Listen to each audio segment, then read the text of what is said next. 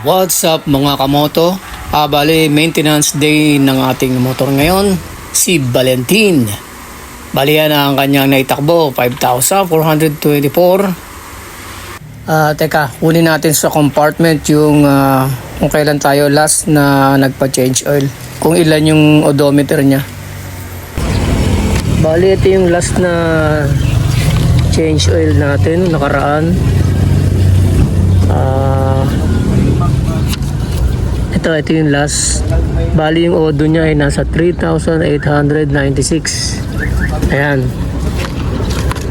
Bali i-minus na lang natin dun sa 5,424 na odo yung 3,896. 6 4 carry 1 12. So bali 1,528. Okay.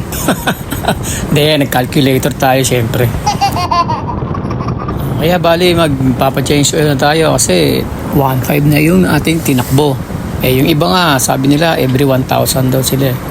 So bali tayo every 1.5. By the way mga kamoto, meron tayong shoutout ngayon si Mac Jensen Kulosa. Yun, shoutout sa iyo Lodi. At tinatanong nga pala niya kung kumusta daw ang ating gas consumption. Ang masasabi ko matipid siya. At kumusta rin daw ang braking power. Ang masasabi ko din ay walang kaproblema. Very responsive naman ang ating braking system. Malakas kasi nga bago pa. Wala pang pudpud. At tamang-tama rin pala ang ating pagpapa-change oil. Kasi sa Sabado, meron tayong ride sa Batangas. Sa Lipa, Batangas, meron tayong racket sa isang event doon. Sana magandang panahon, hindi umulan para okay yung biyahe natin. Malapit na tayo sa Motorstar Panapaan Branch.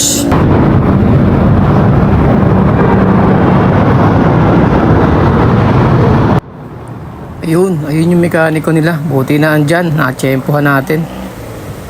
Alright.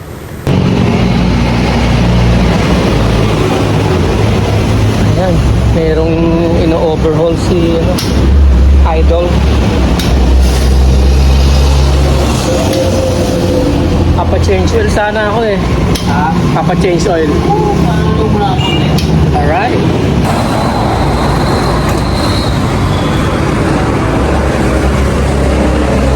Ito mo, gano'n tayo kalakas dito sa Idol natin. Ayan, bali tinigil niya yung ginagawa niya muna.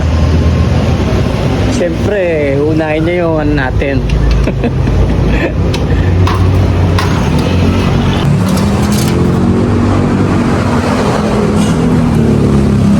Parang medyo umitim siya, no? Medyo umitim. Oo.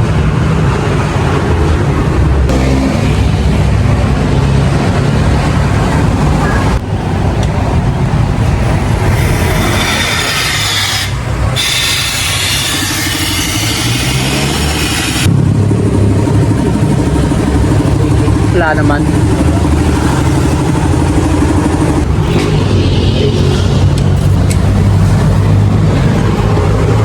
Ang ilalagay na lang is ang dati RC919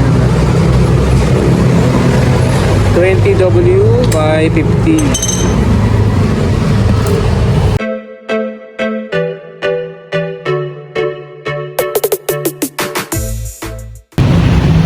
Okay na.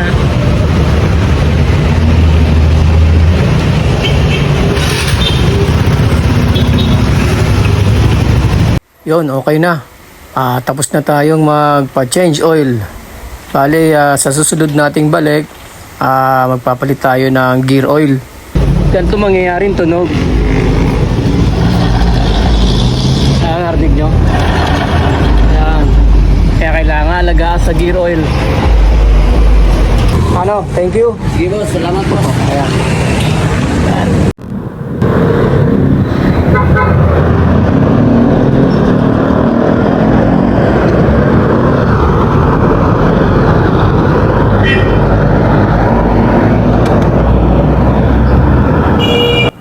Bali pala, naubos na yung ating free service warranty slip.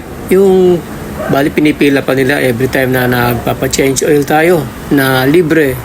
So ngayon meron ng bayad, bali 100 lang naman. Doon binayaran ko sa cashier kanina. Pero kahit naman noon pa, nung medyo bago pa yung ating motor at nagpapa-change oil, nag-aabot naman tayo kahit papaano ng tip. Siguro sa susunod na balik ko, pag naka 1.5 na ulit tayo, palinis na natin yung panggilid. Total, naka 6 months na si Valentin. And update ko na lang ulit kayo mga kamoto.